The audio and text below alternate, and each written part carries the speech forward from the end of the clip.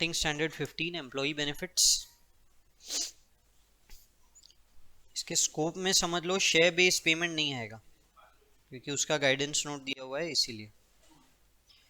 बाकी ये हर तरह के एग्रीमेंट्स कवर करेगा, चाहे वो फॉर्मल हो, चाहे वो लेजिस्लेटिव हो यानी कॉन्ट्रैक्चुअल, या फिर वो कंस्ट्रक्टिव हो इनफॉर्मल प्रैक्टिसेस। मतलब you don't have any other alternative. Contract में तो दिया नहीं है कि एम्प्लॉय को कुछ देना है, पर आपके पास ऑप्शन नहीं है उसको देने के अलावा। ठीक है, तो इस तरह के 3 एग्रीमेंट्स को वो कवर करता है। Now who exactly is employ. Employ एक फुल टाइम एम्प्लॉय हो सकता है, एक पार्ट टाइम एम्प्लॉय हो सकता है, ये सब चीज़ें आती है। हम इन सब चीज़ों में दिमाग नहीं लगाएंगे।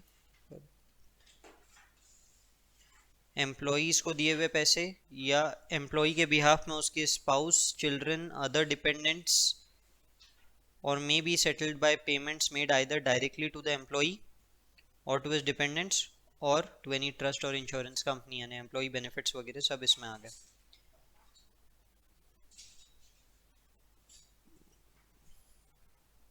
एम्प्लॉयज़ कहाँ पे है? All employees, full time, part time, permanent, casual, temporary basis, ये सब कुछ आ गया। What are employ benefits? इस चैप्टर ने एम्प्लॉय बेनिफिट्स को 4 पार्ट में बांट के रखा है।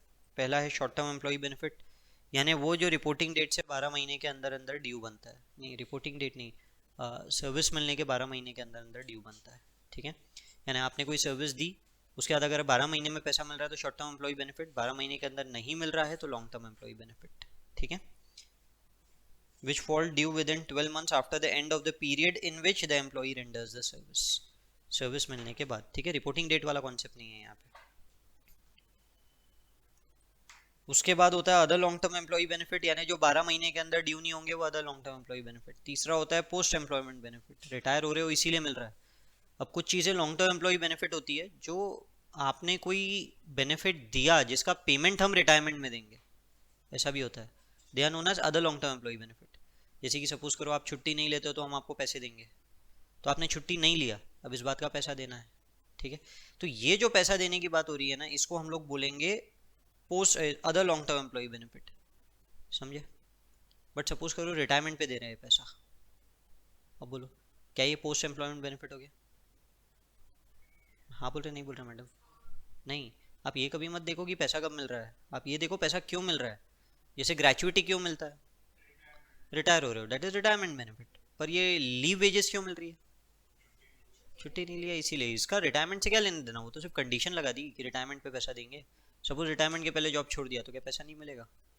मिलेगा। पॉइंट क्लियर है यहाँ तक के? तो इसको बोलते हैं other long term employ benefit. आखिरी होता है टर्मिनेशन बेनिफिट, या तो एम्प्लॉय ने छोड़ दिया या हमने उसको वीआरएस दे दिया उस बात का। ठीक है, चलिए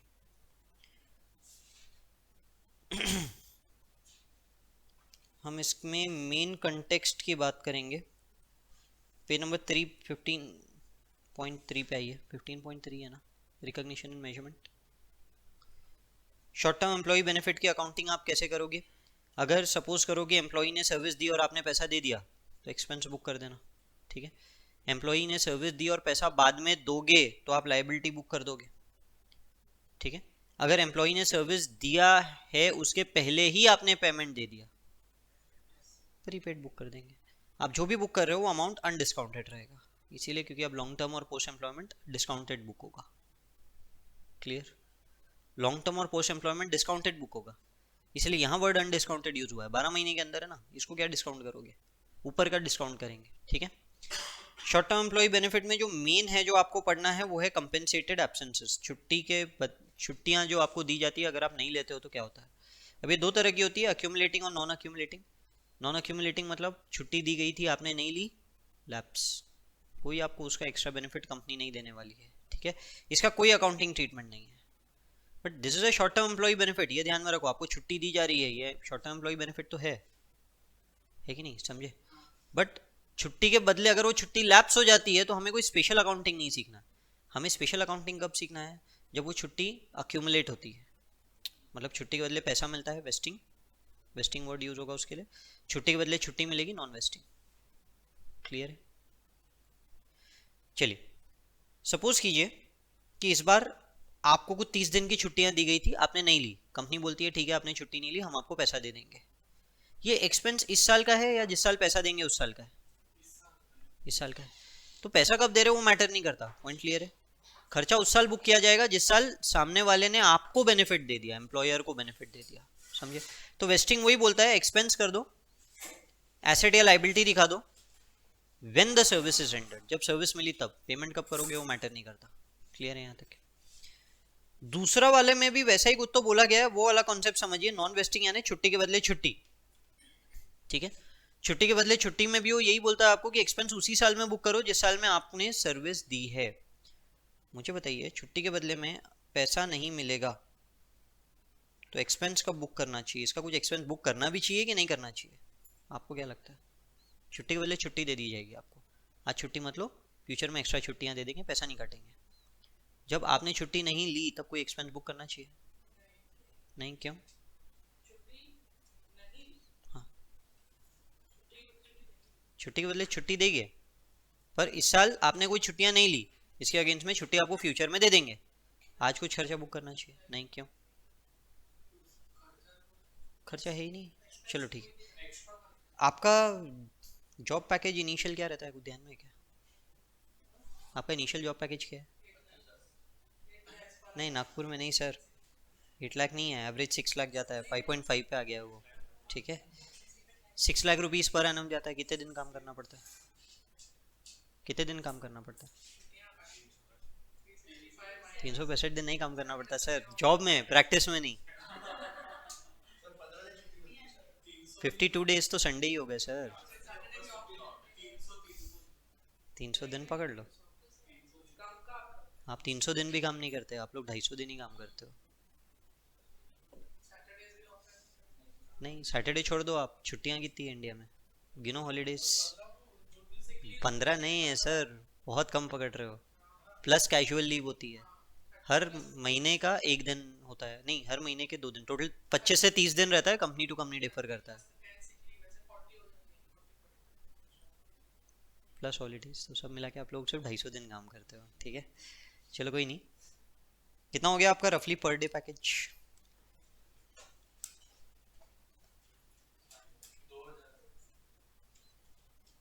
सपोज करो आपने छुट्टी नहीं लिया तो आपको 2000 रुपये दे देगी कंपनी, बदले में आपसे क्या एक्सपेक्ट करती है, कितना कमा के दो ये 2000 के बदले? हाँ तो बोलो ना, कोई भी फिगर बोलो मुझे। बस सर, अदर ओवरहेड्स निकालने हैं आपसे, 3000 एक्सपेक्ट करेगी तो कैसा होगा? ठीक है, अभी फिलहाल 5000 ले लेता हूँ, इंटू 300, 15 लाख, ठीक है। सपोज करो कि कंपनी ने आपको इस बार बोला, इसके अंदर में आपने 30 दिन डिडक्ट किए थे कैजुअल लीव के, कंपनी ने आपको बोला कि इस बार ये 30 दिन की छुट्टी मत लो, वर्क प्रेशर थोड़ा ज़्यादा है, अगले महीने 30 दिन ज़्यादा छुट्टी ले लेना, हम पैसे नहीं काटेंगे, ठीक है। तो इस बार आपने कितने दिन काम किया?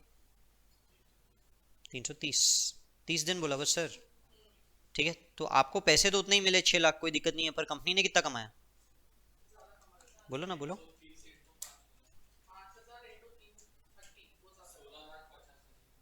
16,50,000 रुपये कमा के दिया। अब अगले साल आप छुट्टी लोगे, अगले साल कितने दिन काम करोगे? 270।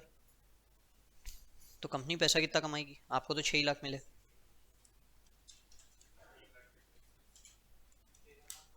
13,50,000 रुपये, ठीक है।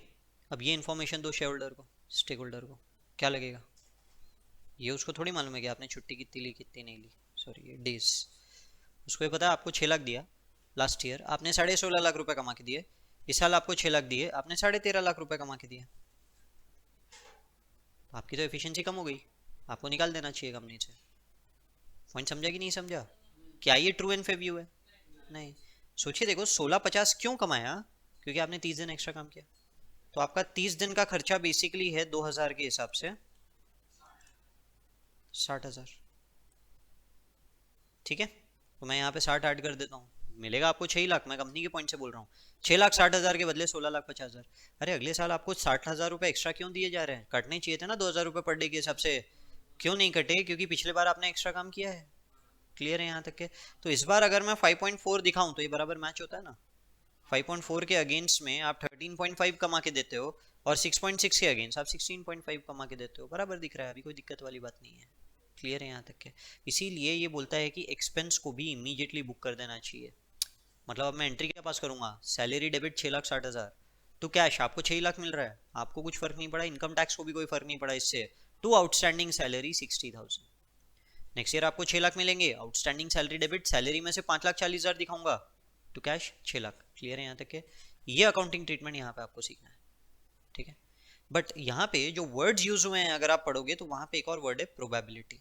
प्रोबेबल है तो एक्सपेंस बुक करो, प्रोबेबल नहीं है तो एक्सपेंस बुक मत करना, ठीक है। अभी बहुत सारे मतलब अपने ऑडिट के दौरान देखे होंगे क्या, ऐसे बहुत सारे लोग जो संडे के दिन भी ऑफिस आ जाते हैं, मतलब उनको ऐसा बोला हुआ नहीं है कि वर्क प्रेशर है तुमको काम के लिए आना है, खाली है आ गए, बराबर है ना, घर पे बोर होता उनको। तो आपने छुट्टियां दे के रखी है 30 दिन की, लेगा क्या वो छुट्टी? नहीं लेगा छुट्टी। अच्छा आप कैरी ओवर दोगे छुट्टी के बदले छुट्टी, तब लेगा क्या छुट्टी? नहीं लेगा छुट्टी। आप हर साल 60-60 हज़ार रुपये अक्यूमुलेट करो, 10 साल तक अक्यूमुलेट कर लो, 6 लाख, फिर वो रिटायर हो गया सपोज करो, फिर क्या दोगे ये पैसे? नहीं दोगे पैसे, फिर क्या एंट्री पास करोगे? प्रॉफिट बुक कर दोगे। अरे तो एक्सपेंस बुक ही क्यों, तो क्या करेंगे मैम, लाइबिलिटी तो हटाना ना मेरे को, कहाँ डालूं? तो सिंपल है ना, क्यों बुक कर रहे थे? पता नहीं था क्या पहले से नहीं लेने वाला छुट्टी? आपको भी मालूम है, आप एज एन ऑडिटर बोल रहे हो कि आपको पता है कि वो छुट्टी नहीं लेने वाला, कंपनी को नहीं मालूम क्या वो छुट्टी नहीं लेने वाला? कंपनी को भी पता है वो छुट्टी नहीं लेने वाला, एक्सपेंस क्यों बुक कर रहे हो? हाँ, प्रोबेबिलिटी कम है तो एक्सपेंस बुक मत करो ना, पॉइंट समझ में आया? तो यहाँ पे भी एक्सपेंस को बुक नहीं किया जाएगा। क्लियर है? प्रोबेबिलिटी वर्ड यूज हुआ है, देखो छुट्टी के बदले पैसा कोई नहीं छोड़ता, वहां प्रोबेबिलिटी वर्ड नहीं है, पर छुट्टी के बदले छुट्टी लोग छोड़ सकते हैं क्योंकि वहां प्रोबेबिलिटी वर्ड आ जाता है, ठीक है। तो प्रोबेबिलिटी कहाँ से आएगा? पास्ट एक्सपीरियंस, पहले लिया है क्या, प्रोबेबल है क्या लेगा, नहीं तो फिर कर दो, मत करो यानी उतना ही करो जितना प्रोबेबल है। क्लियर है? समझ देखें क्वेश्चन कैसा आएगा तो चलो।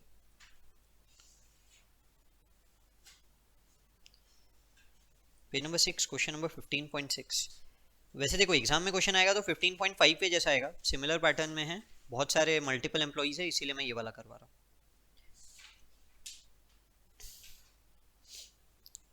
6 एम्प्लॉय दिए, मैं उनमें से एक के बारे में पढ़ रहा हूँ। एक्स 80 दिन की छुट्टियां उसे दी गई, उसने अवेल किया 50, कितनी कैरी अक्यूमुलेट हुई?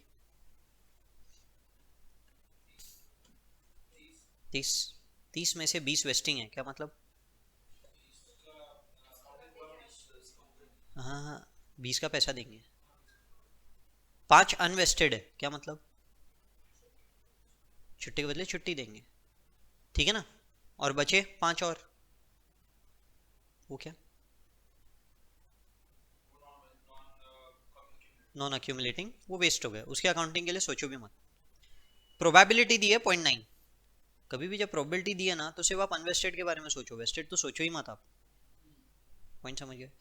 तो 5 इंटू 0.9 एक्सपेक्टेड है कि 4.5 ही इसमें से वो अवेल करेगा। क्लियर है यहाँ तक? यानी खर्चा मैं सिर्फ 4.5 का बुक करूंगा, राउंड ऑफ नहीं करना, ठीक है, 4.5 का ही खर्चा बुक करूंगा, समझ में? अब आप ऐसा इंडिविजुअल एम्प्लॉय वाइज थोड़ी बनाते हो, आप तो organisation as a whole expense book करते हो। क्लियर है यहाँ तक के? और ऐसा वेस्टेड अनवेस्टेड भी अलग अलग नहीं करते हो, एक साथ ही करते हो, बट अभी कैलकुलेशन के लिए हम लोग दोनों को अलग अलग निकालेंगे। मुझे बताओ वेस्टेड का मैंने कितना प्रोविजन बनाना चाहिए और अनवेस्टेड का कितना प्रोविजन बनाना चाहिए, लॉजिक समझे ना आप, क्या करना है बताओ जरा मेरे को, वेस्टेड का कितना एक्सपेंस बुक करूं और अनवेस्टेड का कितना एक्सपेंस बुक करूं? वेस्टेड का,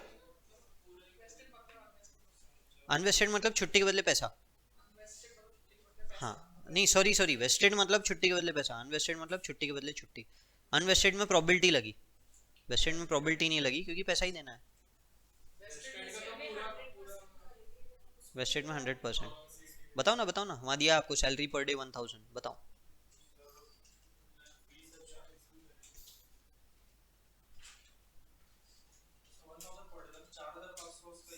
अरे सर आप एक ही एम्प्लॉय का बता रहे हो, मैंने आपको बोला मुझे ऑर्गेनाइजेशन एज अ होल बताओ।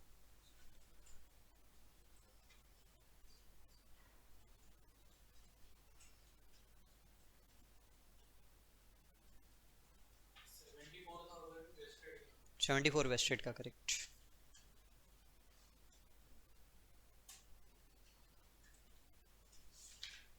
कीजिए ना मैडम, क्या हो गया?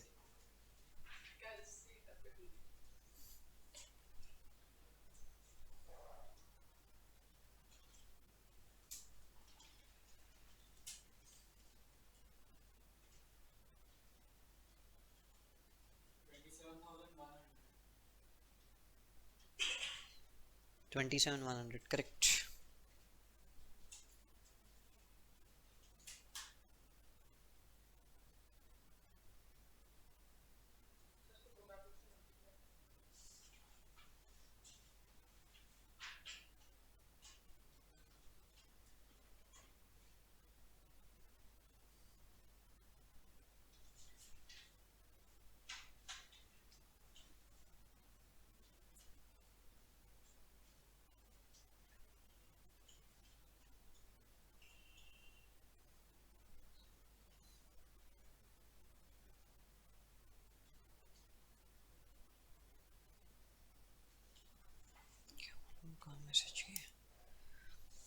बड़े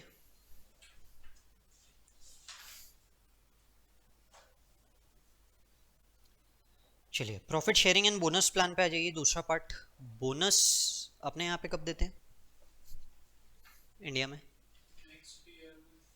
नेक्स्ट ईयर दिवाली में। अभी जैसे अक्टूबर नवंबर आएगा बोनस मिलेगा, तो ये कब का बोनस होगा? पिछले साल का बोनस होगा। क्लियर है? तो ये खर्चा कब का है, इस साल का कि पिछले साल का? पिछले साल का, मतलब पिछले साल ही बुक होना चाहिए। पॉइंट क्लियर है? ये भी यही बोलता है शॉर्ट टर्म एम्प्लॉय बेनिफिट है, सर्विस देते से ही 6 महीने के अंदर आप पेमेंट कर रहे हो, फाइनेंशियल ईयर एंड हुआ 6 से 7 महीने के अंदर आपका पेमेंट हो जाएगा। क्लियर है यहाँ तक के?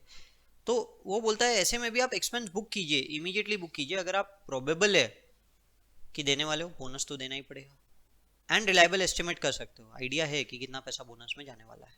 क्लियर है? Expense when present obligation as a result of past payment and reliable estimate can be made. Question number 8 देखिए, high profits is a profit sharing plan whereby 3% of the employees are paid who remain in service throughout the year and till the date of payment.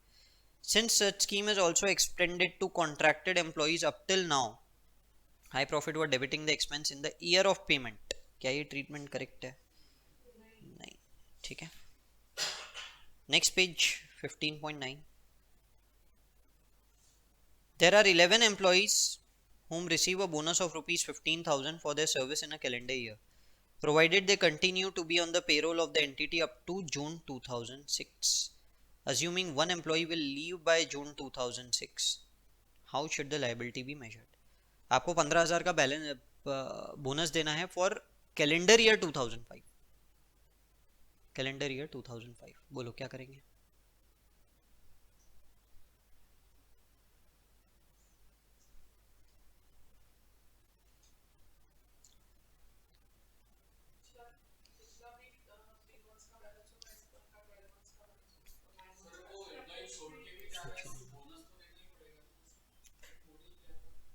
मुझे बताओ 31 मार्च को मेरे यहाँ पे अगर कोई बंदा काम कर रहा है, वो छोड़ के चले जाता है, साल भर काम किया उसने, छोड़ के चला गया, मैं दिवाली का बोनस दूंगा क्या? प्रैक्टिकली बोलो सर, प्रोबेबल ही नहीं है जाने वाला है, तो दिमाग ही मत लगाओ। हर बंदा लॉयर नहीं है ना, आएगा नहीं मार भागते हुए, छोड़ दो। तो बोलो ना खर्चा कितना एम्प्लॉइज का बुक करना है? नहीं नहीं मैम, 12 महीने वाली बात मत कीजिए, कितने एम्प्लॉइज का करना है आप मेरे को ये बताओ। 10 एम्प्लॉइज का करना है, 15,000 रुपये। अरे 15,000 रुपये बोनस कैलेंडर ईयर 2005 का है कि एक पीरियड का है? वो 2005 पीरियड मैडम लिखा है ना, कैलेंडर ईयर 2005, तो 12 महीने का है ना। तो फिर मैम आप जून तक क्यों बोल रहे हैं? 12 महीने का है। अरे मैंने कंडीशन लगा दी कि पेमेंट तुमको जून तक दूंगा, पर है तो कैलेंडर ईयर 2005 से रिलेटेड। मैं पूरा का पूरा 15,000 का खर्चा 31 मार्च को बुक कर दूंगा, प्रोपोर्शनेट नहीं करेंगे। पॉइंट समझा? 15,000 इंटू 10, 1.5 लाख रुपए का खर्चा बुक करना है 2005 फाइनेंशियल ईयर में। वहाँ 2 सवाल पूछे गए हैं आपको। पहला वाला, how should the liability be measured, 10 employees into 15,000। Company feels that in 2005 it should book 1 lakh rupees for 10 employees, assuming that 15,000 is for 1.5 year. जून तक का है ना, तो कंपनी दिसंबर एंडिंग के हिसाब से पकड़ रही है। ये 1.5 ईयर का खर्चा है भाई, 18 महीने का खर्चा है, हम 18 महीने के हिसाब से बुक करेंगे। Is the treatment correct? No. भले वहाँ लिखा है ऊपर पेमेंट तभी देंगे जब आप जून तक के हमारे साथ रहोगे, अरे पर वो प्रॉफिट ईयर 2005 से रिलेटेड है, वो कंडीशन मैटर नहीं करती कि आप जून तक रहोगे या नहीं रहोगे। उस साल काम किया इस बात का बोनस है, खर्चा उस साल का है। क्लियर है सर? देखो आपको वहां पे क्या बोला है, आपको कैलेंडर ईयर 2005 का पेमेंट देंगे प्रोवाइडेड आप जून 2006 तक के हमारे साथ काम करोगे। तो जून 2006 तक के दिख रहा है 18 महीने, तो आप बोलोगे खर्चा 18 महीने का है। मैटर नहीं करता वो, आपको 2005 के प्रॉफिट का हिस्सा दिया जा रहा है। बोनस 15,000 क्यों दिया जा रहा है? कैलेंडर ईयर 2005 में आप हमारे साथ थे इसलिए। दूसरी कंडीशन तो लगा दी कि अभी इतनी ये समय तक रुको तो ये पैसा देंगे। पैसा कब मिलेगा पे कंडीशन है। पैसा क्यों मिल रहा है? 2005 के कारण मिल रहा है। पॉइंट क्लियर है? तो खर्चा 2005 का पूरा रहेगा। बड़े बोले बोले। हाँ, present obligation as a result of past event. हाँ हाँ, 2005 का पूरा साल है, प्रॉफिट है। बड़े 1,50,000 पूरा करेंगे, ठीक है। चलिए आगे बढ़ते हैं। अब थोड़े से मेन क्वेश्चंस पे आते हैं। पेज नंबर 14 पे आओ। अब लॉन्ग टर्म एम्प्लॉय बेनिफिट्स और पोस्ट एम्प्लॉयमेंट बेनिफिट्स की अकाउंटिंग कैसे होती है वो समझते हैं।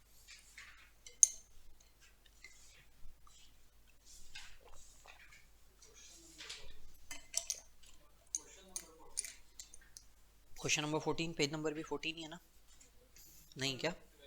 ठीक है, यही ना जौहर वाला ही क्वेश्चन है ना? ठीक है, मुझे बताओ, आपको अगर गूगल या फेसबुक जैसी कंपनी में जॉब मिलता है तो will you plan to switch the company या उसी में कंटिन्यू करोगे? थोड़ा पैकेज ज़्यादा मिलेगा दूसरी कंपनी में। तो सपोज ICICI, यहाँ पे आप लोग 8 लाख में लगे, ICICI बोलता है 16 लाख रुपए में हमारे पास आ जाओ, जाएंगे क्या? ICICI, आप लोगों को ICICI का स्टोरी मालूम है ना? एकदम वर्स्ट प्रोफाइल है। नहीं नहीं, आपको सेल में भी डाल सकते हैं। काम टाइम तो कितना भी काम कराओ ना, हम काम करने को तैयार है। कुछ भी काम कराओगे तो, जैसे कि सपोज करोगे मुकेश अंबानी आपको बोलता है, बोले कि आप मेरे यहाँ पे लगो पर आपको साफ सफाई का काम करना है, अभी करोगे क्या? बोलेगा 30 लाख रुपए देता, नहीं करेंगे ना सर। आप समझो, अभी CS का एक स्टूडेंट है, मतलब मैं जानता हूँ, मेरी अकेडमी से गया हुआ है। वो वहाँ पे सितार बजाता है। खैर उसका इंटरेस्ट का जॉब है, मुकेश अंबानी के यहाँ पे करता है वो काम। 1 घंटा रोज जाता है, उस बात का उसको 6 लाख रुपए मिलता है। ओंकार वैद्य नहीं है, दूसरा है। ओंकार नहीं है, वहीं पे रिलायंस में अंबानी जी के घर पे। फिर वही होगा, ओंकार ही होगा मेरे हिसाब से। हाँ तबला, बराबर बराबर, वही वही ओंकार ही है। तो खैर हम लोग वापस से इस पे आते हैं। Point is job satisfaction. हाँ अरे वो जाने दो ना सर, आपका इंटरेस्ट है क्या तबला में? नहीं है ना, तो मैं आपको जो प्रोफाइल बोल रहा हूँ उस हिसाब से सोचो। You will never switch to ICICI।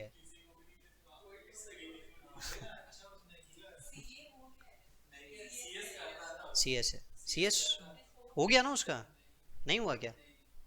वो उतना अपडेटेड नहीं हूँ मैं, मेरे को आखिरी बस वो पता चला था। अच्छा, मुझे बस वही लास्ट उसका वो पता चला था कि वहाँ पे लग गया है वो। खैर जाने दीजिए, आगे बढ़िए, मेन स्टोरी के ऊपर आते हैं वापस से।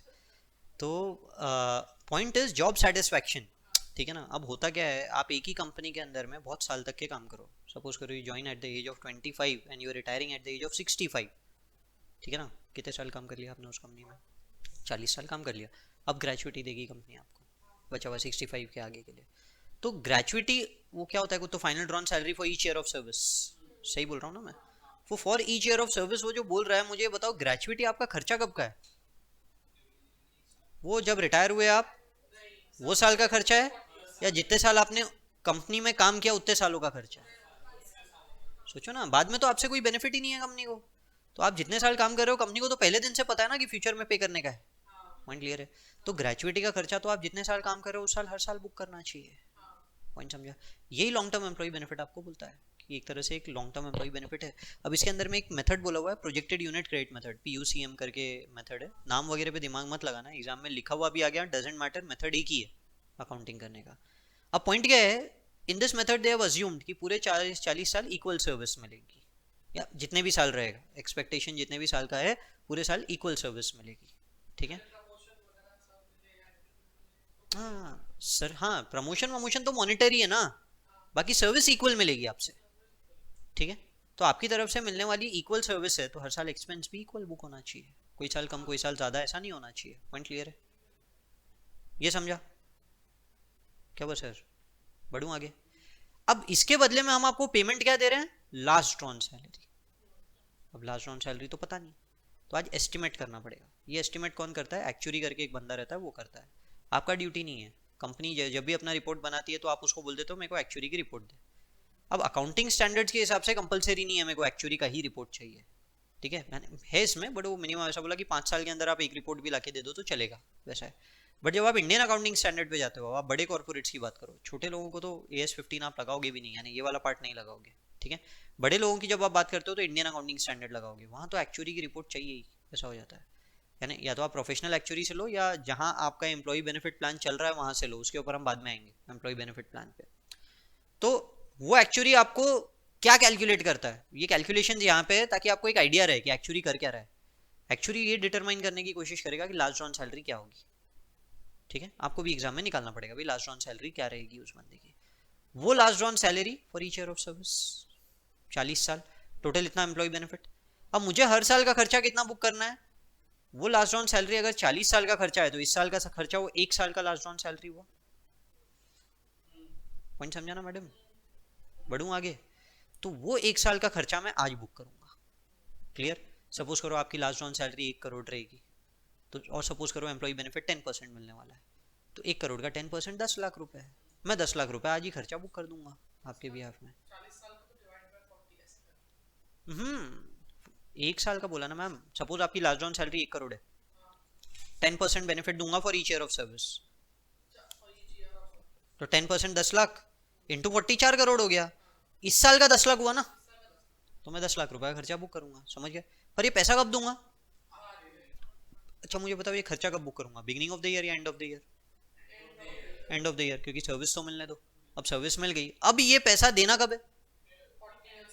सोच के बताओ, 40 ईयर्स के बाद, 39 ईयर्स के बाद, 1 साल कम हो गया, साल के एंड में बुक कर रहा हूँ ना, 1 साल कम हो गया, तो 39 ईयर्स का मुझे एक्सपेंस बुक करना है। अब 39 साल ईयर्स के बाद मतलब आज का एक्सपेंस तो डिस्काउंटेड होना चाहिए।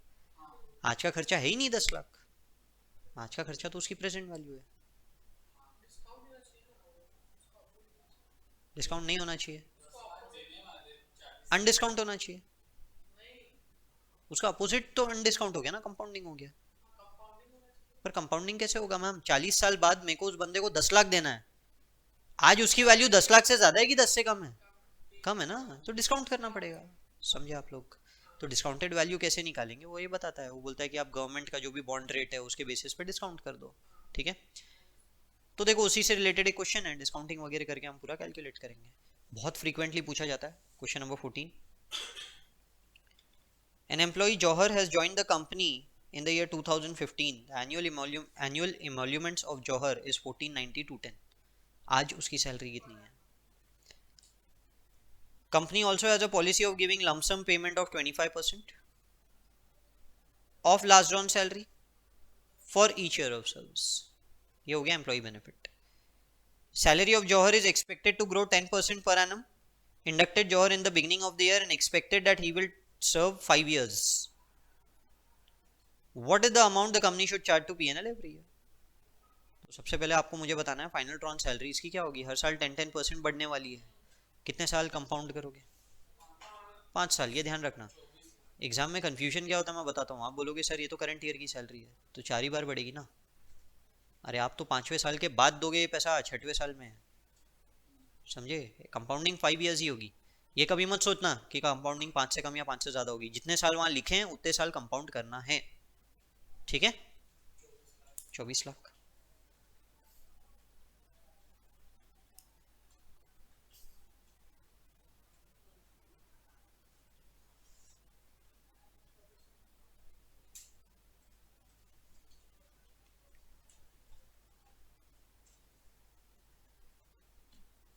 बताओ एम्प्लॉय बेनिफिट।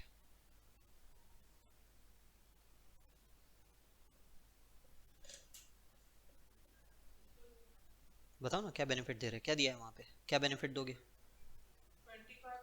25% किसका? 24 लाख का और each year of service into 5 years. 5 साल की सर्विस चाहिए ना मैडम, उसका 25% देना है आपको।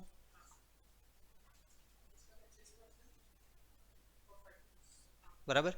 हर साल खर्चा कितना बुक करेंगे? हर साल 6 लाख का खर्चा बुक करना है, वापस से डिवाइडेड बाय 5। एक ही एग्जाम में बताना है कि टोटल एम्प्लॉय बेनिफिट कितना दोगे, दूसरा ये बताना है कि हर साल कितना खर्चा बुक करोगे। 5 साल में टोटल 30 लाख, हर साल 6-6 लाख। क्लियर है? अब फर्स्ट ईयर का जो 6 लाख रुपए का खर्चा बुक करना है, ये पे कब करना है?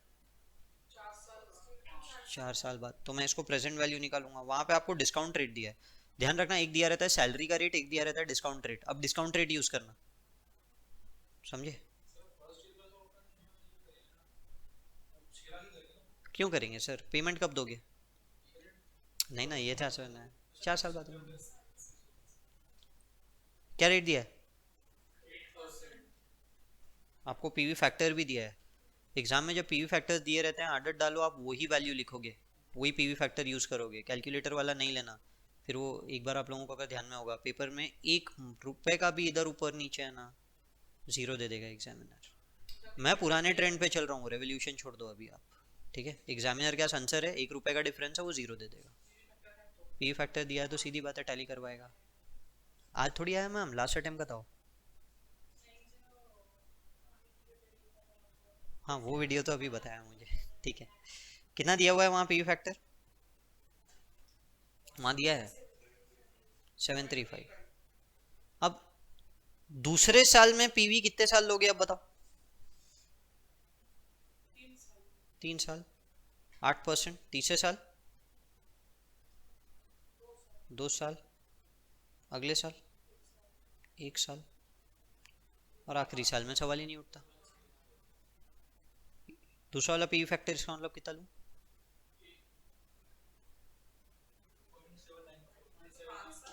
795। उसके बाद 8557।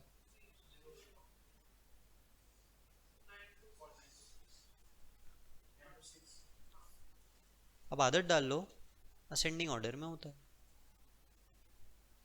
ठीक है, यानी कैलकुलेटर के ऊपर उल्टा लिखना शुरू करना, आखिरी वाला सबसे 1 लिखोगे, फिर 1 डिवाइडेड बाय 1.08, एक ऊपर एक ऊपर एक ऊपर एक ऊपर, खत्म।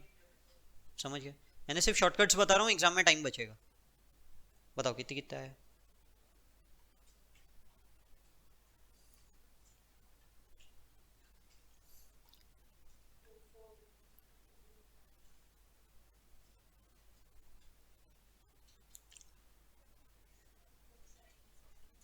फोर।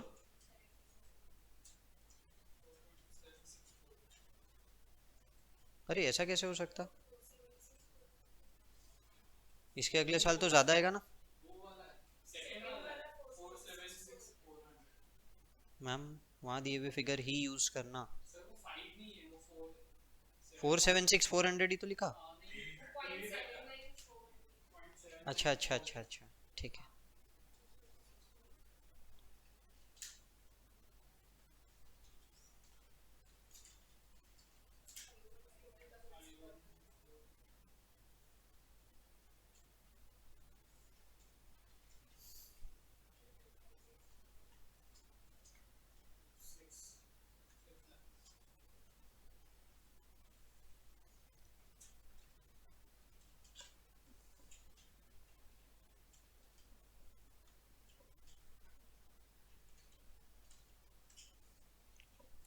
समझे? नहीं नहीं, टोटल नहीं चाहिए, समझ गए ना यहाँ तक के क्या किया? ये हर साल पीएनएल में डेबिट करेंगे, PNL debit to defined benefit obligation. नाम पे अभी दिमाग मत लगाओ, लिखना यही है डीबीओ, बाद में बताऊंगा क्यों। तो हर साल ऐसा एक्सपेंस बुक करना है। अब सीधी बात है, अगर कोई चीज़ डिस्काउंट हो रही है तो कंपाउंड भी होगा, ये फाइनेंशियल इंस्ट्रूमेंट्स में ही देखा बराबर। तो मैं एक डिफाइंड बेनिफिट ऑब्लिगेशन बनाता हूँ, अकाउंट हॉरिजॉन्टल बना रहा हूँ। ओपनिंग करंट सर्विस कॉस्ट, ये जो आप एम्प्लॉय बेनिफिट बुक कर रहे हो, कंपाउंडिंग करने के लिए 8% का इंटरेस्ट, और क्लोजिंग।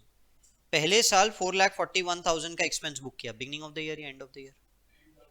सीधी बात है, अभी तो कोई डिस्काउंट इंटरेस्ट अक्रू ही नहीं हुआ, तो 441 आ गया। नेक्स्ट ईयर का एक्सपेंस आपने बुक किया 476,400 बराबर। इस पे इंटरेस्ट अक्रू हुआ क्या? 476, 441 पे हुआ, 476 पे नहीं हुआ बराबर। कितना इंटरेस्ट अक्रू होगा बोलो? 8।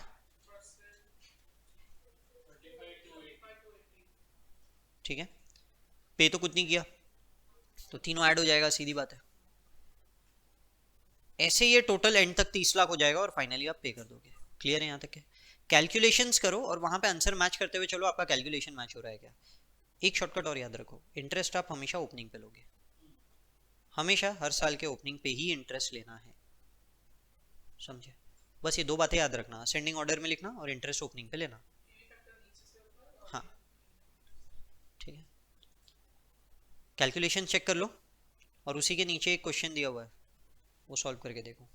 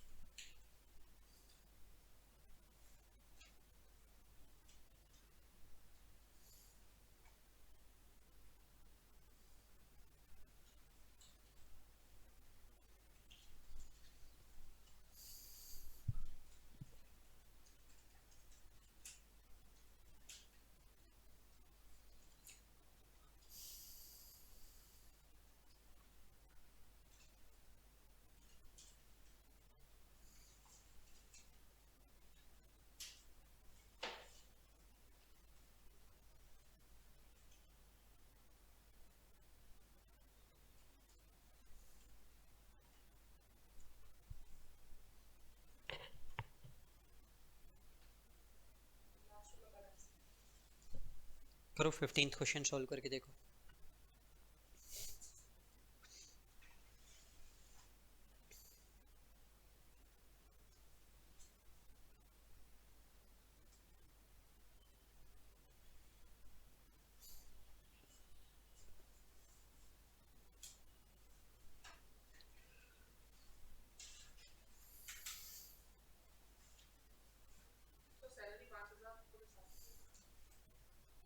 पूरे साल की ही मानेंगे।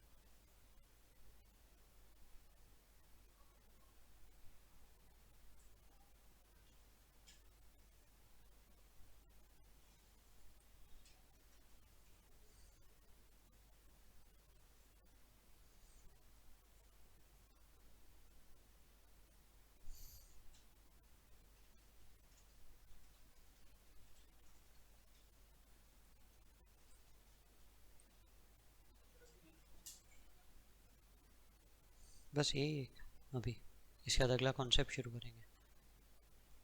ये 15 कर रहे हो ना आप? 15 करने बोला।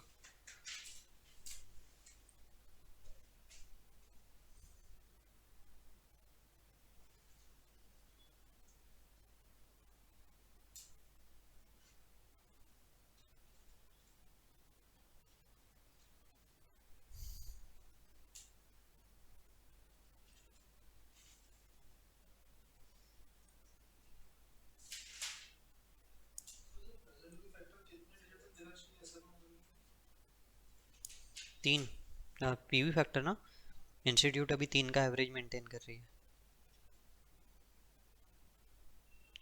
खैर इन सब चीज़ों के गाइडलाइंस आए नहीं है अभी तक, क्या देना चाहिए इन्होंने।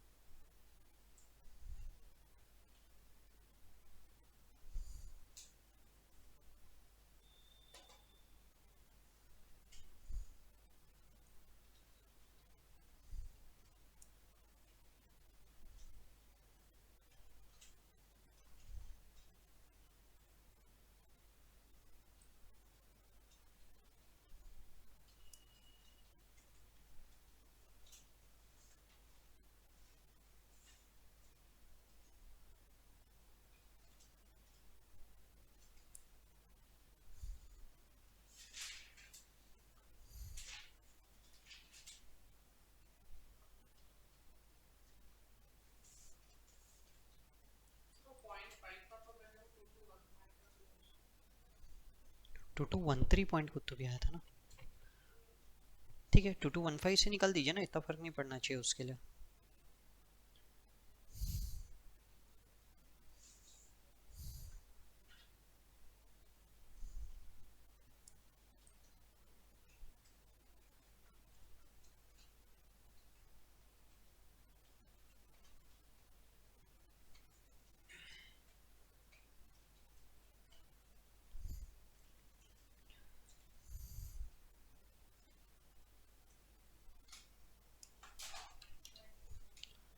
हो गया टैली, बढ़िया।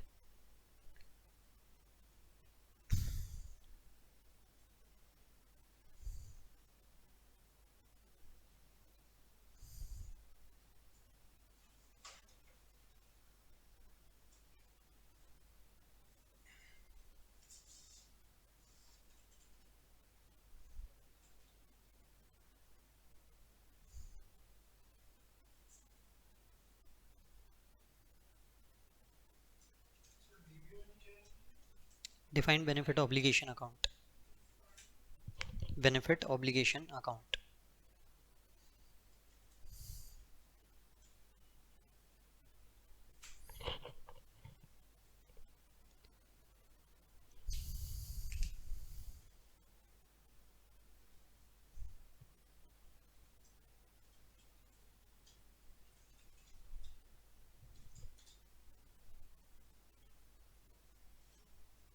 हो गया, बढ़िया। 1507 कैसे आया? तो कितना फर्क आएगा? 1507 का 1509 आएगा। अच्छा, लास्ट टोटल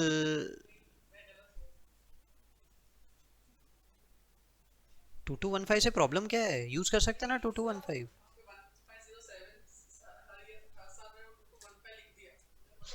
अच्छा अब समझा, ओके ओके ओके, नहीं नहीं नहीं, वैसा नहीं करना। क्या बोले मैम? नहीं नहीं नहीं, ऐसा ज़रूरी नहीं है, आप डेसिमल ले सकते हैं, ले सकते हैं डेसिमल में।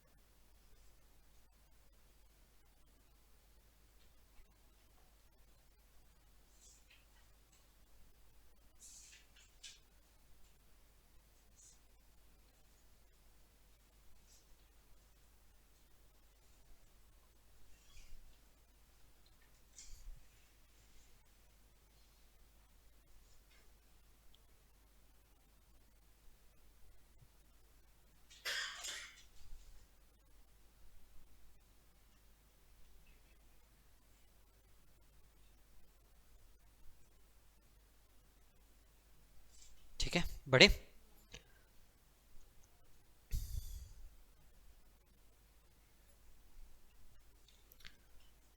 अब ये जो आप एम्प्लॉय बेनिफिट निकालते हो ना, ये एक एक एम्प्लॉय वाइज नहीं निकलता, ये ऑर्गेनाइजेशन एज अ होल निकलता है।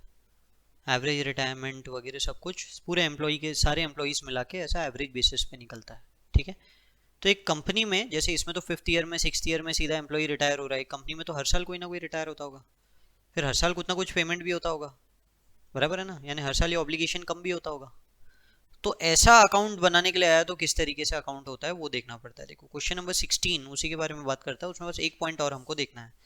Interest cost for the period, जो अभी आप इंटरेस्ट निकाल रहे थे, ये पीएनएल में जाता है। ठीक है।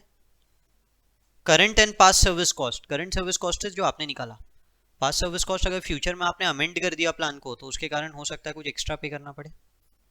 जैसे अभी 25% दे रहे हो, सपोज बाद में कंपनी ने बोला हम 26% देंगे, तो 1% एक्स्ट्रा जो सर्विस मिल गई उसका भी तो होगा ना। इतने सालों का खर्चा हमने तो जो बुक किया था हर साल वो भी चेंज करना पड़ेगा, वो भी रिवाइज होगा। उसको बोलते हैं पास्ट सर्विस कॉस्ट, पिछले सालों की सर्विसेज का खर्चा आप बुक कर रहे हैं। समझे? प्लान अमेंड हुआ तो ही आता है पास्ट सर्विस कॉस्ट, नहीं तो नहीं आता।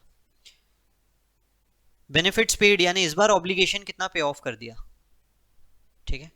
और present value of obligation at the end of the period, यानी कि क्लोजिंग। अभी क्लोजिंग किसने निकाला? एक्चुअरी ने, ये बैलेंसिंग फिगर नहीं है। एक्चुअरी हर साल आता है, कैलकुलेट करता है, बताता है इतने की लाइबिलिटी बुक कर दो। समझ गए? अब ये टैली नहीं होगा, देखो वहाँ पे आप, देखो आप, opening plus current service cost plus interest minus benefits paid, closing नहीं आएगा। देखो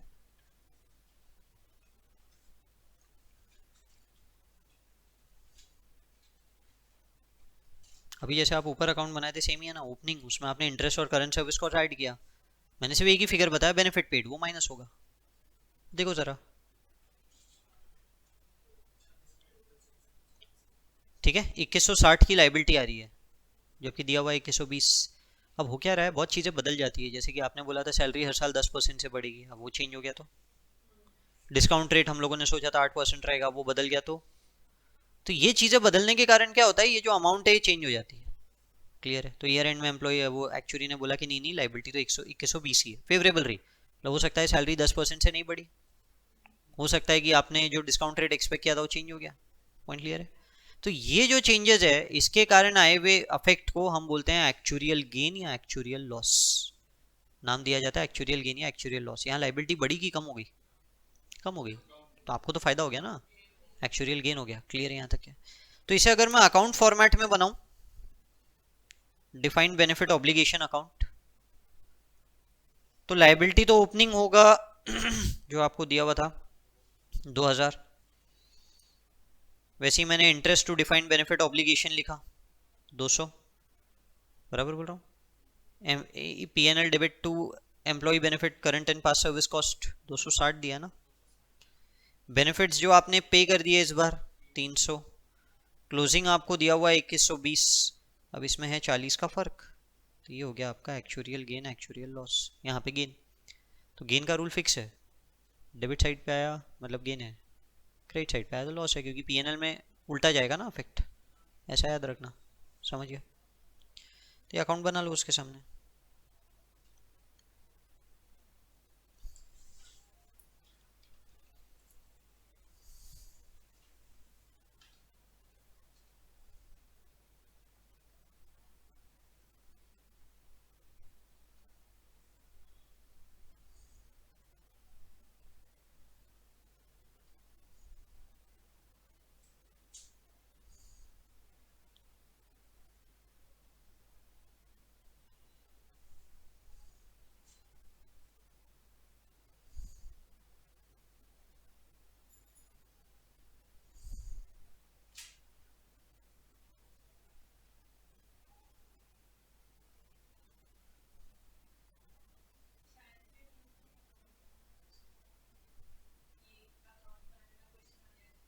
कौन से आइटम में?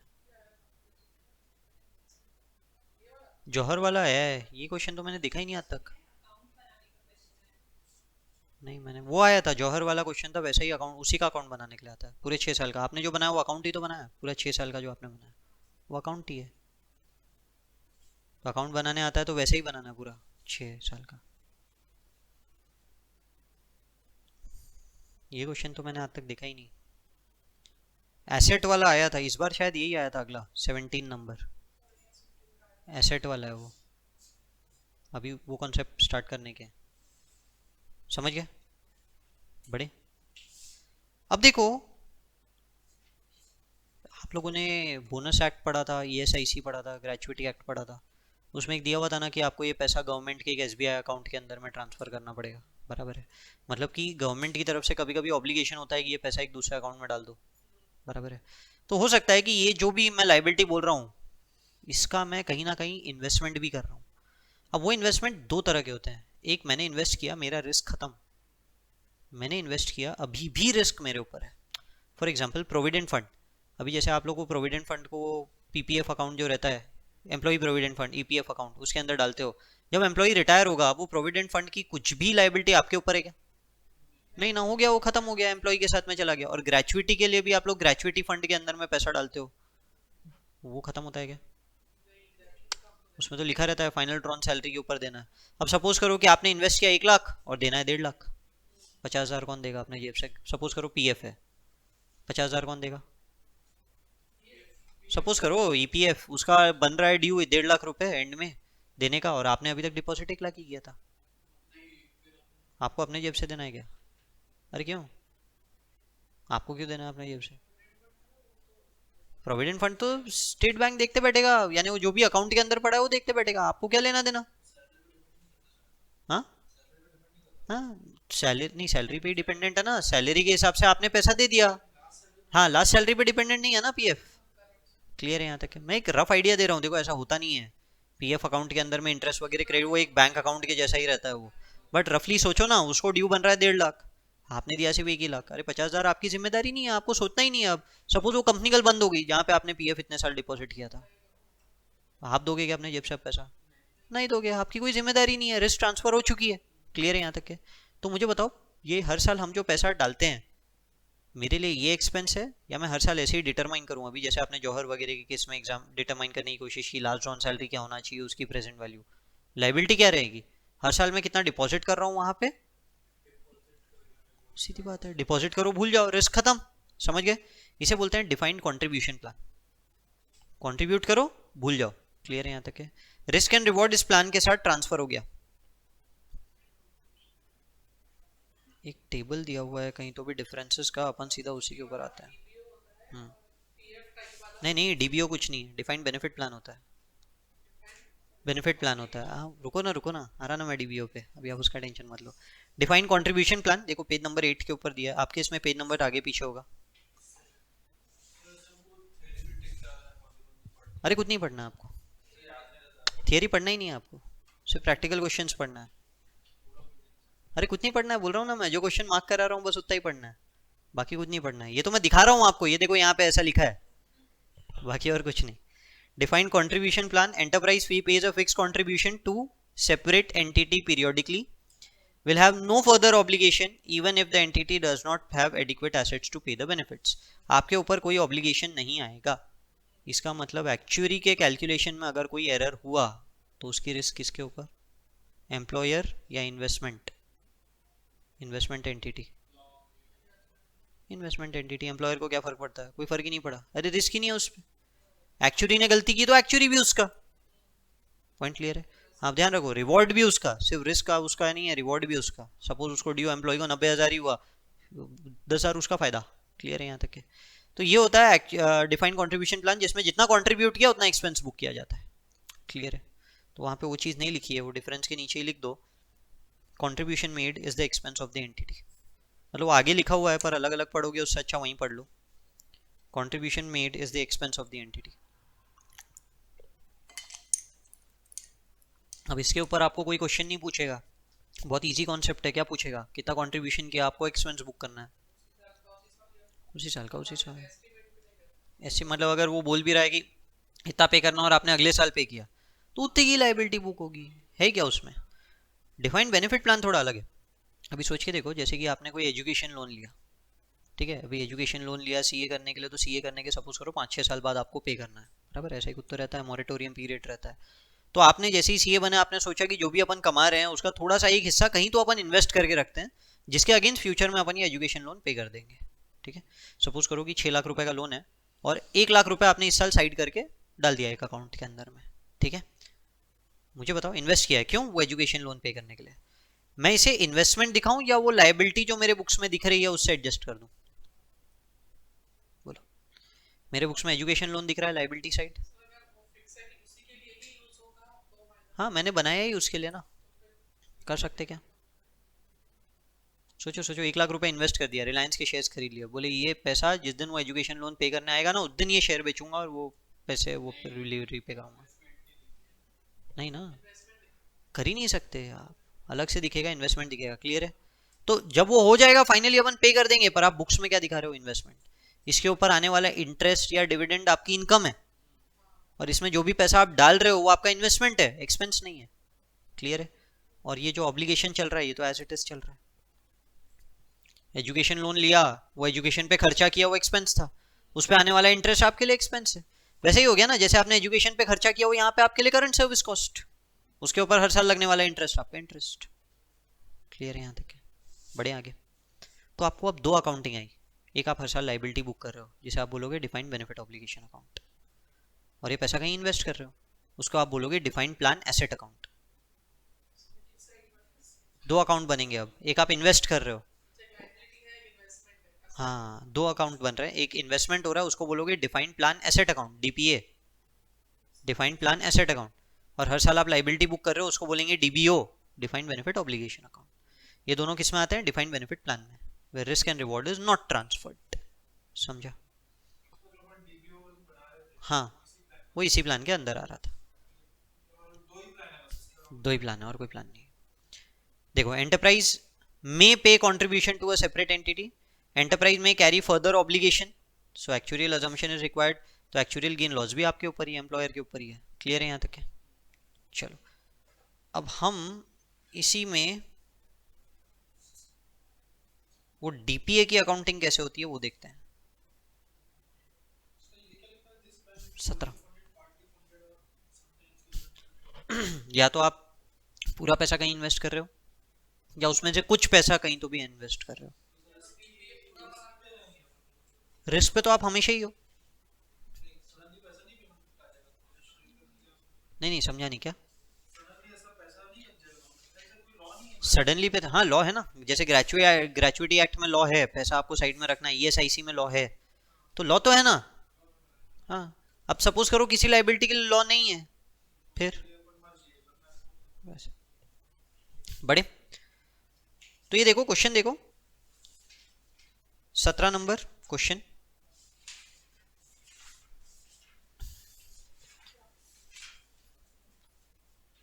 First April 2011, fair value of the plan asset was 1 lakh in respect of a pension plan of Zealous Limited.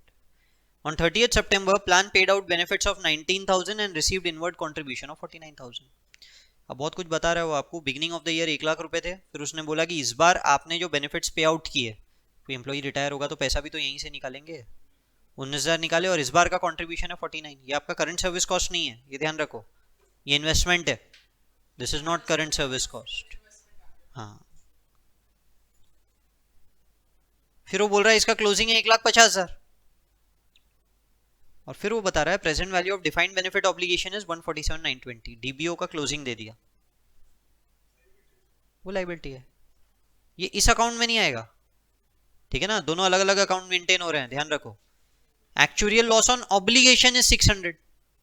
अरे सीधी बात है, actuarial gain loss भी आ सकता है एसेट अकाउंट में। एक्चुरी ने आपको बोल दिया इतने पैसे इन्वेस्ट करो इतना रिटर्न मिलेगा, उससे ज्यादा भी मिल सकता है कम भी मिल सकता है, ज्यादा मिला तो एक्चुरियल गेन, कम मिला तो loss.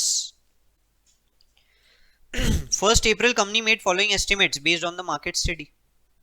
Interest 9.25, realize unrealized gain 2%, fund admin cost 1%, net अगर effective rate बोलूं तो 10.25%।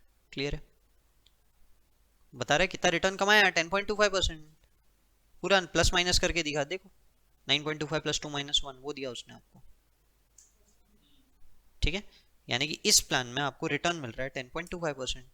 You require to find expected and actual return on plan assets, यानी हमें ऑब्लिगेशन से कोई लेना देना नहीं है, ऑब्लिगेशन का जो भी डेटा दिया सिर्फ एसेट अकाउंट बनाना है। चलो मैं आपको एसेट अकाउंट बना के बताता हूँ।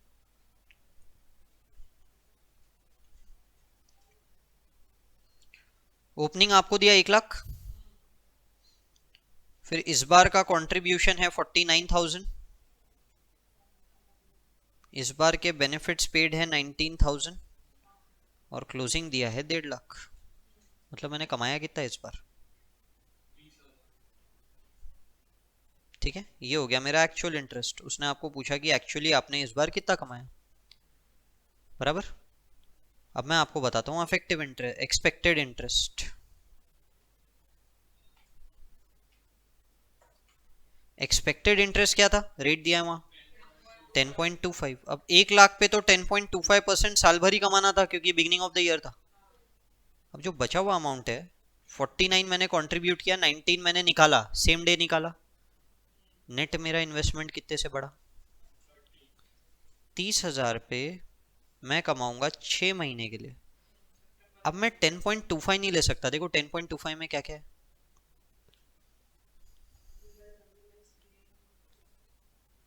इंटरेस्ट है, डिविडेंड है।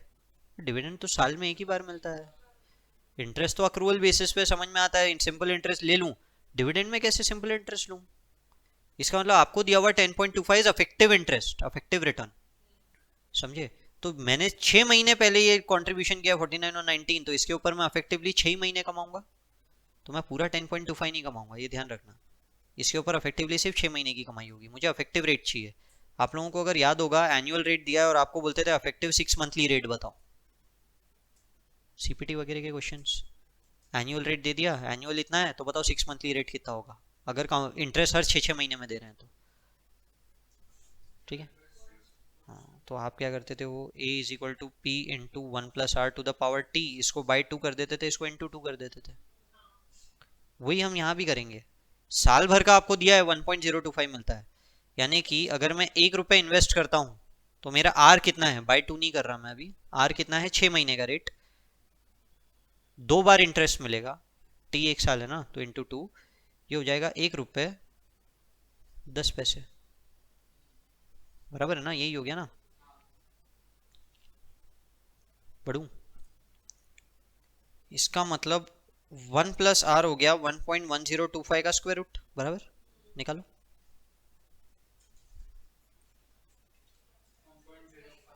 -1 यानी 5%।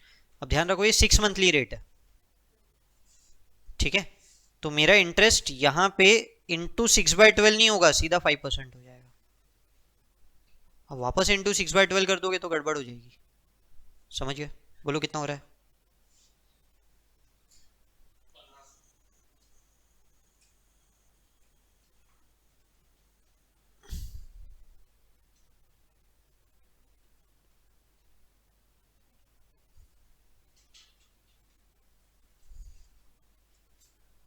ठीक है, बढ़ू।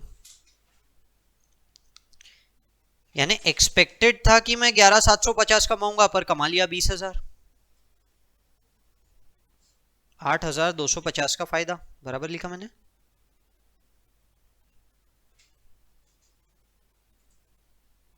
बराबर है ना, इसको बोलेंगे एक्चुअरियल गेन। ठीक है, एक्सपेक्टेड तो 11.25 था, अब ये भी पीएनएल में ही जाएगा। एक्चुअरियल गेन एक्चुअरियल लॉस भी पीएनएल में ही जाता है, ठीक है। बस सिर्फ नाम अलग दिखाते हैं, हेड अलग है और कुछ नहीं, ठीक है। अब देखो ये वाला पार्ट फिक्स है, इतने सालों से इंस्टीट्यूट ने इसको बदला नहीं है। तो 10.25% आया, आप 6 मंथली रेट 5% ले लो, ये कैलकुलेशन भूल गए तो भी चलेगा, ठीक है। कोई फर्क नहीं पड़ने वाला उसका, वर्किंग नोट। इतने सालों से यही आया है 10.25, कुछ नहीं आया और, ठीक है। मोस्टली यही क्वेश्चन था इस अटेम्प्ट में, मैं एग्जैक्टली रिकॉल नहीं कर पा रहा हूँ पर यही क्वेश्चन था, ऐसा याद आ रहा है मुझे। या तो ये अटेम्प्ट होगा या पिछला अटेम्प्ट होगा, AS15 का लास्ट क्वेश्चन तो यही आया है, ठीक है। चलो फिलहाल लिख तो लो, दिया हुआ है ना वहाँ आंसर, ठीक है। क्या बोल रहे हैं? हाँ उस सब पे भी आता हूँ। अब देखो आपने एक्चुरियल गेन दिखाया 8,250, लाइबिलिटी में लॉस हुआ 600, दिया है ना क्वेश्चन में, क्वेश्चन में दिया है देखो। मैं नेट दिखा दूंगा एक्चुरियल गेन पीएनएल में, बैलेंस शीट में क्या होगा, बैलेंस शीट में आपको बोला हुआ है आप नेट फिगर दिखाओ, मतलब अकाउंट अलग अलग है और बैलेंस शीट में वो बोलता है नेट फिगर दिखाओ। तो हम क्या करेंगे, हमारा डीपीए है 150 और डीबीओ है 140, कितना दिया, ये नेट फिगर आ जाएगा बैलेंस शीट में एसेट साइड पे। ठीक है, लाइबिलिटी ज़्यादा होती तो लाइबिलिटी साइड पे दिखाते हैं, बस होता ही है और कुछ नहीं है। ये मेरे हिसाब से वहाँ 8,250 के लिए कुछ लिखा हुआ नहीं है ना, कि दिया हुआ है, नहीं दिया है, ये अकाउंट बना लो फिर। और ये इंटरेस्ट का कैलकुलेशन तो दिया है शायद वहाँ।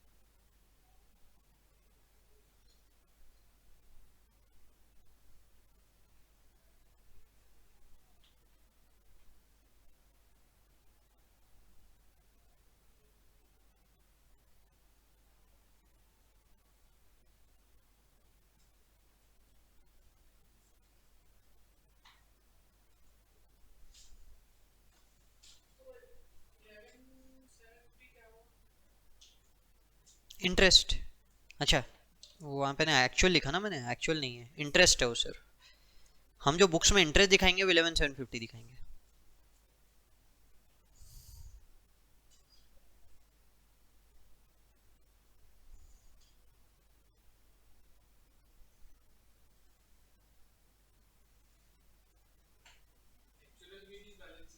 बैलेंसिंग फिगर है एक्चुअल गेन।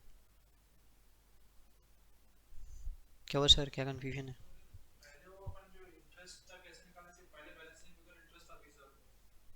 वो तो दिखा रहा था मैं आपको, एक्चुअली ये होगा। वो तो मैंने सिर्फ लिख के बताया आपको कि भाई देखो इंटरेस्ट आपने 20,000 कमाया, 20,000 के दो टुकड़े हैं, एक्सपेक्ट हमने क्या किया था और फायदा हमें कितना हो गया। हाँ, बैलेंस है एक्चुअली।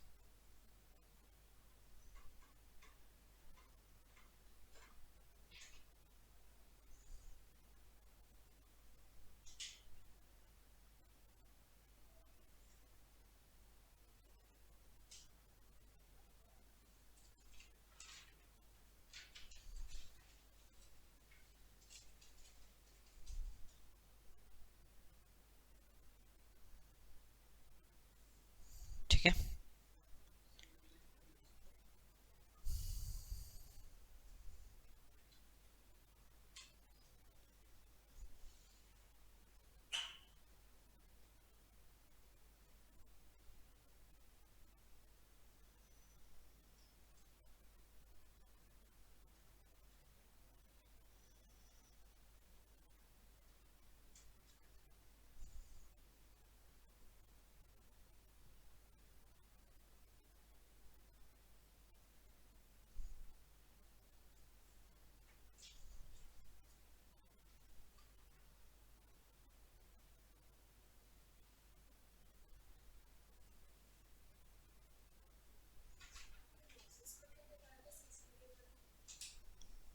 क्या 600 एक्चुअल लॉस ना, मैं एक्चुअल लॉस हो रहा है डीबीओ में, यहाँ गेन हो रहा है, हम बैलेंसिंग फिगर पीएनएल में डालेंगे।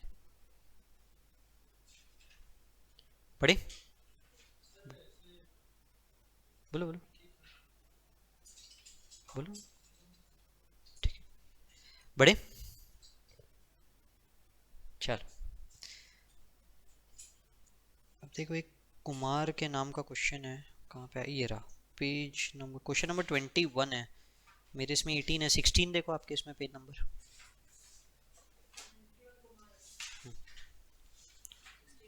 ओपन करो, मार्क करो।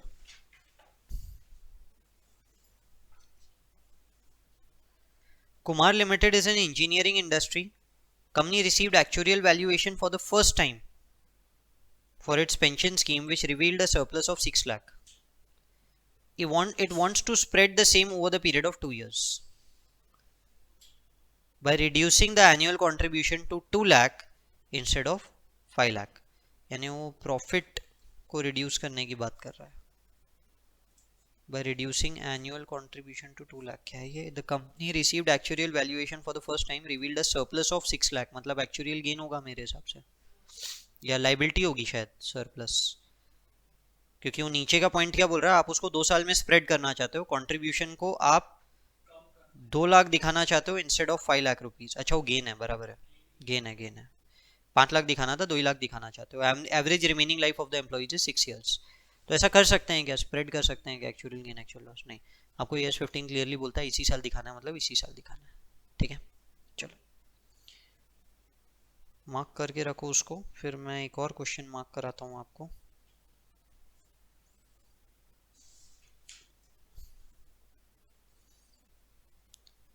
ट्वेंटी वन पे आइए, क्वेश्चन नंबर 26 एंडिंग में है.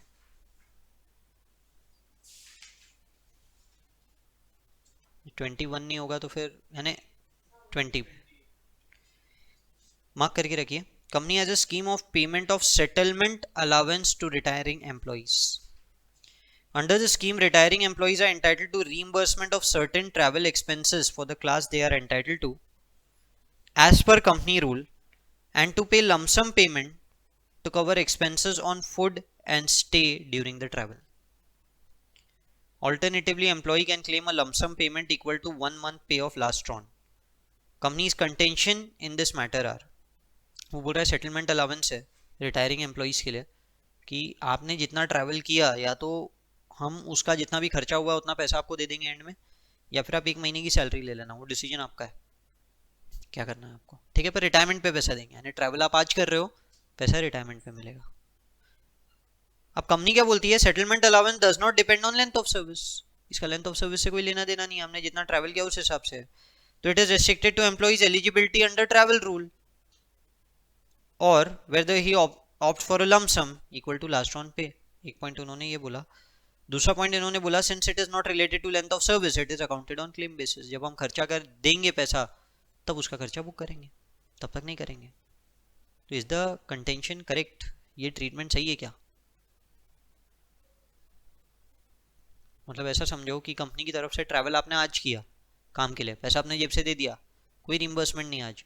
कल जब आप रिटायर होंगे तब रिम्बर्समेंट होगा, तब आपको ऑप्शन दिया जाएगा या तो पूरा क्लेम करो कितना ट्रैवल किया, या 1 महीने की सैलरी लेके चल जाओ.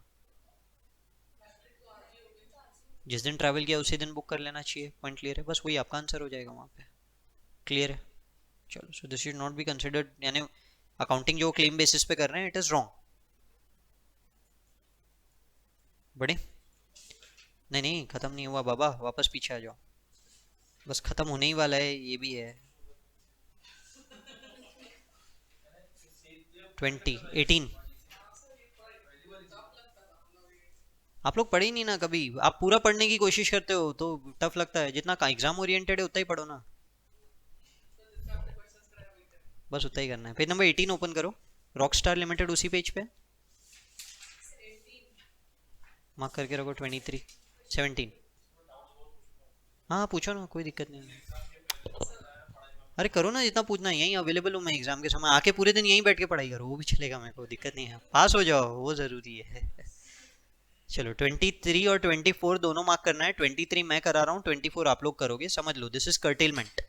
ठीक है, अभी वो कर्टेलमेंट, वो जौहर वाला जो आप लोगों ने क्वेश्चन किया था ना, मतलब ये क्वेश्चन अभी अपने को करना है, पर ये क्वेश्चन के पहले मैं वो जौहर वाले क्वेश्चन के ऊपर जा रहा हूँ. एक बार वो क्वेश्चन पे आना, जौहर वाला क्वेश्चन.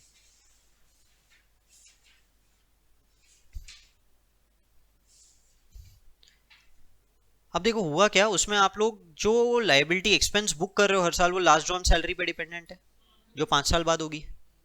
सपोज करो कंपनी 3 साल बाद बंद होगी, ठीक है, तो अब कुछ बेनिफिट देना है एम्प्लॉय को कि नहीं देना है? अब बोलो, अभी भी लास्ट ड्रॉन सैलरी वही 5 साल बाद की रहेगी जो अभी की रहेगी, थर्ड ईयर के एंड की. एक बार देखो तो थर्ड ईयर के एंड की सैलरी कितनी बनती है.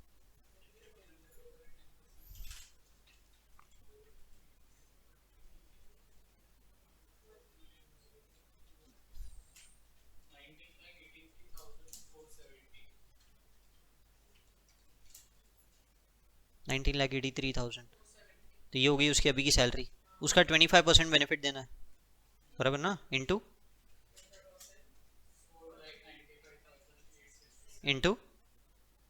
अरे for each year of service भी तो है, 3 years, बराबर है ना,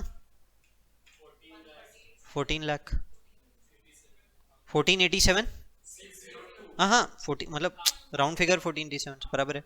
आपके बुक्स में थर्ड ईयर के एंड में वो लाइबिलिटी दिख कितनी रही है, अकाउंटिंग तो हमने पूरी की, 15,43,000, बराबर ना, डीबीओ बनाया ना आपने, थर्ड ईयर का क्लोजिंग, अब वो दिख रहा है 15,43,000, जबकि आपने तो पेमेंट अब कम किया, तो क्या हो गया, बेनिफिट हो गया, मतलब बिजनेस बंद हो रहा है पर फिर भी there is some benefit, this is known as curtailment benefit.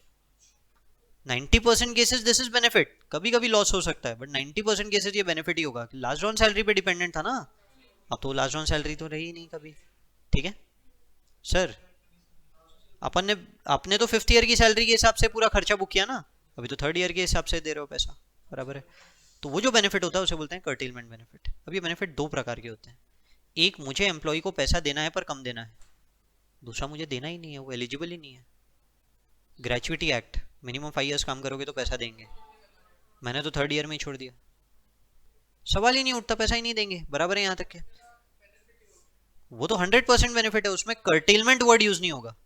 अब वो इसमें क्या बोलता है कि अब आप दो चीजें करो, एक कर्टेलमेंट बेनिफिट, दूसरा पहले जो कॉस्ट किया था आपने बुक उसको रिवर्स करते हैं अभी, उसे बोलते हैं अनअमोर्टाइज पास्ट सर्विस कॉस्ट, पहले हमने खर्चा बुक किया था हम उसको रिवर्स कर रहे हैं, which is known as unamortised past service cost. Point समझ गए, एग्जाम के लिए बस इतना ही याद रखो, एक वो बंदा जिसको कुछ नहीं देना है, एक वो बंदा जिसको कम देना है, ठीक है, तो अनअमोर्टाइज पास्ट सर्विस कॉस्ट मतलब कुछ नहीं देना है, कर्टेलमेंट बेनिफिट कम देना है, क्लियर है यहाँ तक है। अब गड़बड़ क्या होगी मैं ये बताता हूँ, क्वेश्चन पे आ जाओ, वो जो मैंने मार्क कराया आपको, रॉकस्टार लिमिटेड, अब देखो वो क्वेश्चन आपको क्या बोल रहा है, पहला वाला पैरा आपको सिर्फ कर्टेलमेंट के बारे में बता रहा है कि वो क्या है, continues a business segment, discontinues a business segment, under the agreement with employee union employees of discontinued segment will earn no further benefits, this is curtailment without settlement, because employees will continue to receive benefit for service rendered before discontinuance, discontinuance के पहले का पैसा देंगे, curtailment reduces gross obligation for various reasons including change in actuarial assumptions made before curtailment। अब वो क्या बोल रहा है कि आपने जो एक्सपेंस बुक करके रखा है वो कर्टेलमेंट रिड्यूस कर देगा, ग्रॉस ऑब्लिगेशन मतलब आपने कितना एक्सपेंस बुक करके रखा है, it will be reduced because of various reasons, जो कि एक्चुअल के असम्पशन थे, लास्ट ऑन सैलरी क्या होगी, डिस्काउंट रेट क्या होगा, वो सब चीजों के कारण। In this if the benefits are determined based on last pay drawn the gross obligation reduces after curtailment because last pay earlier assumed is no longer valid, वही जो हम लोगों ने डिस्कस किया, क्लियर है यहाँ तक। Rockstar Limited estimates that the share of unamortized past service cost relates to the part of the obligation, मतलब वो curtailment की बात कर रहा है, वो gross obligation की बात नहीं कर रहा, is 18, ये लाइन को इग्नोर करो थोड़ी देर के लिए, ये लाइन पे अभी दिमाग मत लगाओ, calculate the gain of curtailment after curtailment to be recognized in balance sheet, immediately before curtailment gross obligation है 6,000, मतलब मेरे बुक्स में DBO दिख रहा है 6,000, ठीक है, plan assets is 5,100, DPA defined plan assets, unamortised past service cost is 180, है ना, इनको तो पैसा ही नहीं देना है, तो पैसा कितनों को देना है,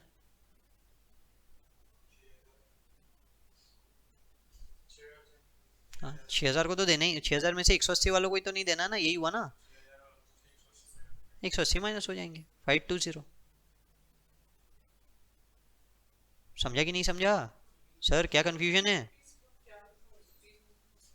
मैंने आपको बोला आपका टोटल ऑब्लिगेशन कितना है, 6,000 था, मतलब मैंने अकाउंटिंग कर लिया ना 6,000 तक, ग्रॉस ऑब्लिगेशन दिख रहा है, अब मैं बोल रहा हूँ अनअमोर्टाइज पास्ट सर्विस कॉस्ट 180 है, क्या मतलब, इतने लोगों को कुछ नहीं देना ना, 180 देना ही नहीं है, हाँ नहीं नहीं आने वाले साल नहीं सर, बिजनेस आज बंद कर दिया, कर्टेलमेंट मतलब आज बिजनेस डिसकंटिन्यू कर दिया, तो डिसकंटिन्यू कर दिया तो 6,000 पे करना है, पर 6,000 के दो टुकड़े, वो लोग जिनको पे करना है पर कम पे करना है, और वो लोग जिनको पे ही नहीं करना है क्योंकि उन्होंने कोई क्राइटेरिया ही सेटिस्फाई नहीं किया। मैं तो खर्चा सभी का बुक कर रहा था, बराबर है ना। तो अब यहाँ पे अनअमोर्टाइज पास सर्विस कॉस्ट 180, मतलब वो लोग जिनको पे ही नहीं करना है वो एलिजिबल ही नहीं है कुछ भी मिलने के लिए। मैंने खर्चा बुक किया था और वो एलिजिबल ही नहीं है। पहले आपने खर्चा बुक किया था, पास सर्विस कॉस्ट। हाँ तो मैं रिवर्स कर रहा हूँ ना, पहले अमोर्टाइज किया था ना सर आपने, अब मैं अनअमोर्टाइज कर रहा हूँ। आपने खर्चा हर साल बुक किया डिवाइड बाय डिवाइड करके, जो आप लोग अकाउंटिंग कर रहे थे। अब मैं बोला रिवर्स करो, उसको पे ही नहीं करना है उसको तो। हाँ तो बोले अनअमोर्टाइज पास सर्विस कॉस्ट है 180, क्लियर है।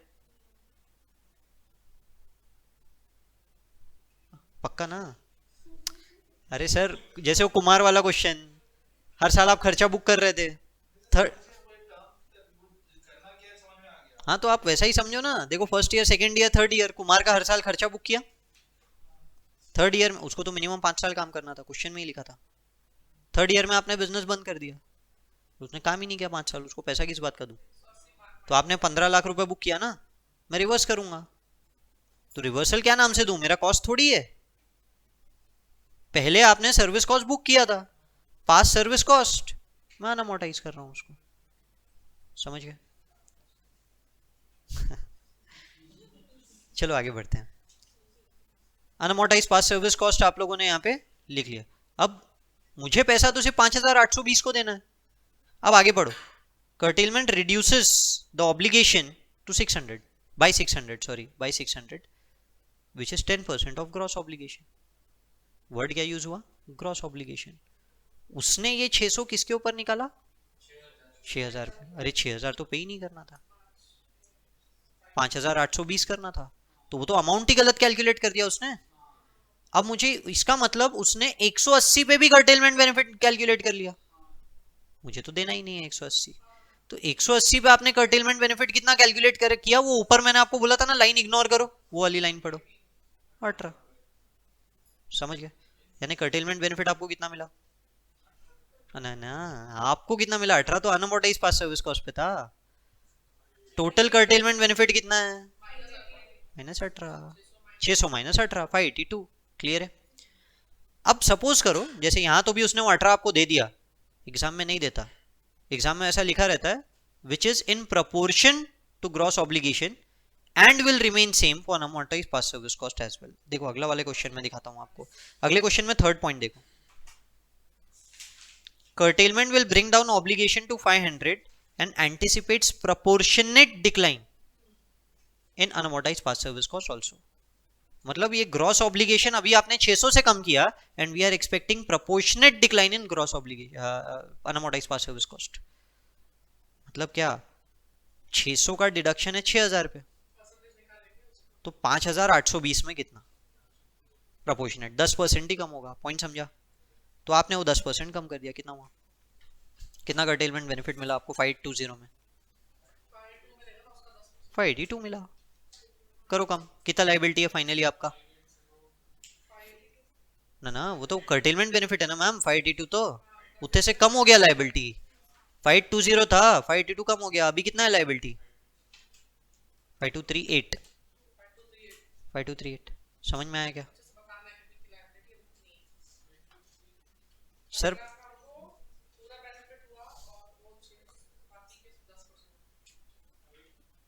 520 था,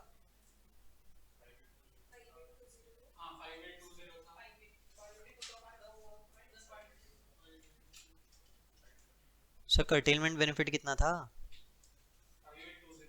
582 था, 520 तो लाइबिलिटी था, तो उतने से लाइबिलिटी कम हुई ना, कर्टेलमेंट मतलब क्या, इतने से लाइबिलिटी कम हो गई, तो कितना हो गया।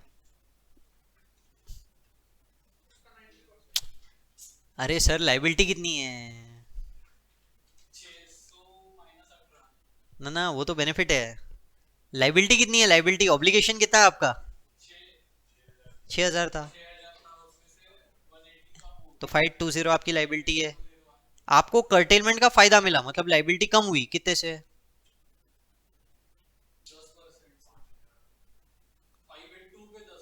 5,820 पे, 582, तो इतने से लाइबिलिटी कम हुई बोल रहा है वो, तो लाइबिलिटी कितनी होगी, 5238। अब 5238 में से आपने कुछ तो इन्वेस्ट भी करके रखा है, कितना? 5100। वो जो नेट बचा हुआ आपकी लाइबिलिटी है 138। समझे? पक्का? देखो जरा अगला क्वेश्चन सॉल्व करके आंसर बताओ 24 का।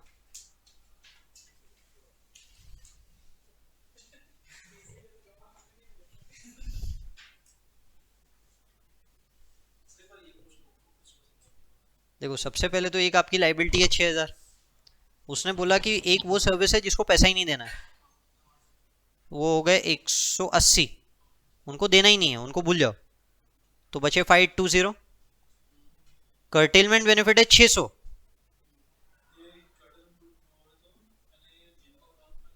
आज जिनको कम देना है पर कम देना है, पर आपने 600 पूरा 6000 पे निकाल दिया, जो गलत था। हाँ हाँ, नहीं, 5820 पे निकलना था, बराबर है। तो आप बोल रहे हो 600 6000 पे था, तो 5820 पे कितना हुआ? प्रोपोर्शनेट। निकालो अभी, अगला वाला निकालो ना तो।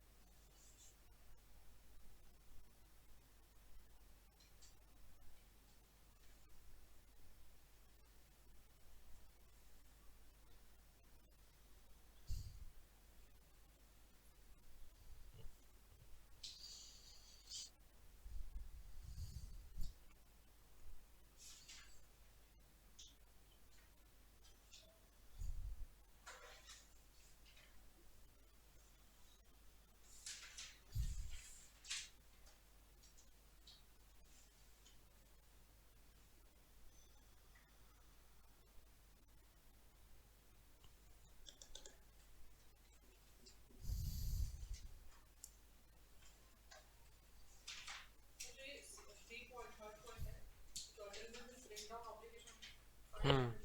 हम्म।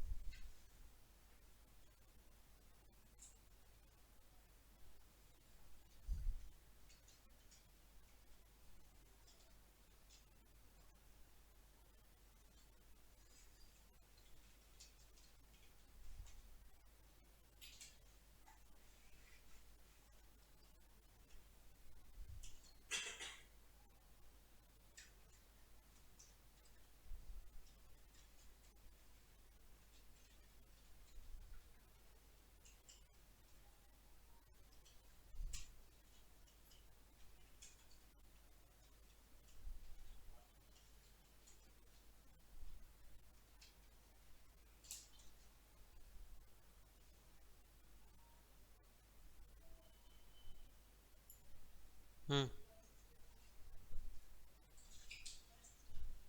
Correct correct. गड़बड़ की कुछ तो भी। आपने पूरा का पूरा 500 माइनस कर दिया ना सर। प्रोपोर्शनेट लो ना। कर्टेलमेंट बेनिफिट पूरा 500 माइनस नहीं करना है ना, वही तो बताया। 500 कितने पे है बेनिफिट? 4000 पे है।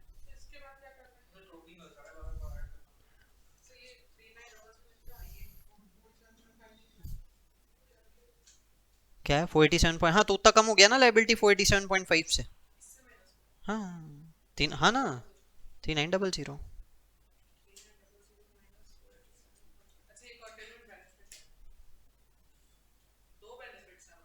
हाँ, एक अनअमोर्टाइज पास सर्विस कॉस्ट और एक कर्टेलमेंट बेनिफिट।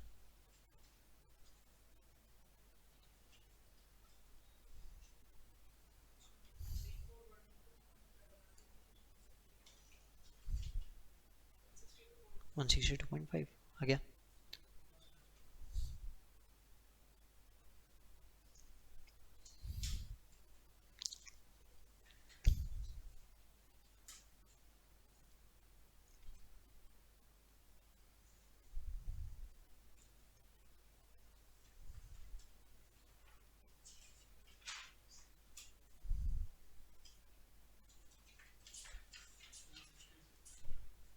ठीक है।